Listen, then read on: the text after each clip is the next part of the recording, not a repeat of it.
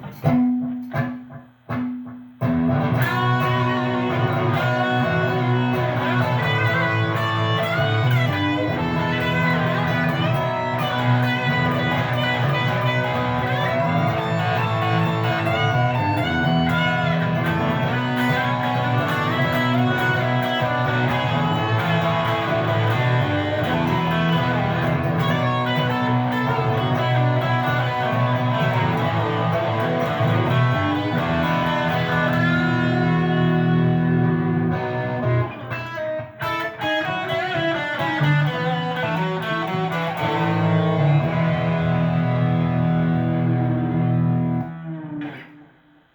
folks, how's it going? Welcome to another edition of the Mediocre Cover Band Guitar Guy. So, it's Saturday again, and it's really fall out. I should be out raking leaves, but screw that right now. Coming in to talk at you a little bit. So, I'm going to talk about something that's often overlooked and sometimes necessary. And that's getting someone to fill in your cover band when a member is not available to play.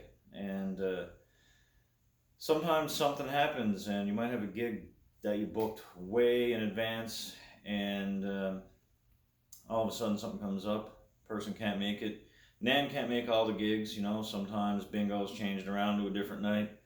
She might have the gout, or with this Dominion strike, she could be forced to drive around all night looking for new places to buy lemon creams and Purity peppermint knobs. So she's not going to be able to make your gig. First step in finding a replacement is finding someone who, personality might be important. If it's only one night, you might be able to get through somebody who's got a personality on like a shit-filled sock. But if you got to go more than one, then you're going to want somebody with a really good personality and you get along with. Then they got to be able to play. That's obviously important. And by what I mean by play is somebody who's like-minded, somebody who probably plays in a cover band similar to yours, has played a lot of the material that you guys are playing, and able to learn things really quickly, because there are a lot of structures to songs that are very similar when you're playing them, and no doubt about that. Somebody who's going to catch on really quickly and be able to retain like large amounts of information quickly. I'm not one of those people. The other aspect of it is that they've got to be free, obviously, and you got to make that choice. It's no good to pick your buddy John who plays in a hardcore band because he's your friend and he's an awesome guitar player, because Brown Eyed Girl doesn't come in drop D. So they've got to learn those songs. They got to play them and get you through the gig. I mean, you're not going to have perfection at the best of times, probably. You come close, depending who you are. But you're probably not going to be perfect and spot on anyway. So if you can get somebody to haul you out of the water there and fill in, that's good. There's another thing that I didn't know existed, and you should contact the person that's booking your band at wherever you're playing. And I always use club as a reference because that's mostly what I play. And that's mostly what a cover band is going to play for the most part. So you need to contact the venue and throw the name of the person that you have filling in for you, because some people do not have a good relationship with venues. Some people may have crossed or had a falling out for whatever reason with a manager or owner. So you're going to want to make sure that you don't show up to the bar and somebody says, hey, dude's not allowed in here because he's an asshat. You don't want to have that person there getting you booted out of your... because it looks bad on you then that you brought this person in because guilt by association, law of attraction, whatever. So make sure that person's allowed in there.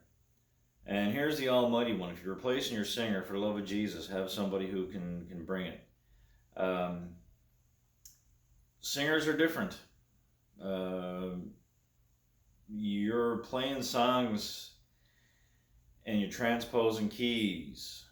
Sometimes you're changing the whole thing, and every singer is different. If we're playing a song in A, that means somebody else might want to have it in G, simple fact, or E. And that might throw the other singer off, or the way the other singer sings it might throw you off. We all got cues. I know I look for a lot of vocal cues either from Tammy, or I look for music cues from our drummer Alex. And that's all going to be gone. When you're playing with somebody different, they're going to play differently, they're going to do things differently, the nuances are going to be different. So you just can't say, well, I'm going to get my buddy up the road to come in and fill in. You really got to take that decision seriously and find somebody who's going to be able to get the job done. And if you're changing your singing, another thing too is that you might want to let the venue know that you're coming in with a different singer. I said it in one of my things before about all of us playing music, and it was the Know Your Role one that I shot. When you go out and play, you can play everything on guitar perfectly, unless you've got somebody, an asshole like me in there. You're not going to notice mistakes. Crowd never notices what the drummer is doing, or what the bass player, keyboard player, guitar player, or friggin' xylophone player is doing, or a guy playing triangle. Nobody cares what they're doing. But they do notice the singer, and if the singer fluffs up, they notice that. So if you're replacing your singer, this one's hard. It really is. It can be done, don't get me wrong, and it's been done millions of times, I'm sure. Also, make sure the venue knows that you're bringing a different singer, because what I'm getting at here is the singer sometimes is the face of your band. And it might change your dynamic, it might change everything. If you've got a female singer and you're bringing in a male singer, or vice versa, people might not like that. They might be used to your band, your banter, your interaction with the crowd. And that's a big one with a singer too, is you can't bring in Joe from up the street who lives in his Nan's basement and only comes out for gigs. You got to have somebody with a personality and somebody who can interact with the crowd, and that's important. And it's almost as important to her as being a good musician. But you really got to focus on who you're bringing in. You just can't bring anybody in off the street and say, hey, you want to play a gig with us, man? Like, that'd be so cool because you're my buddy. Because if your buddy, like I said, plays in a hardcore band, he's going to shit the bed when he gets in, or if he's never heard these songs before, he doesn't play in that style, if he's only used to downstrokes with an open D,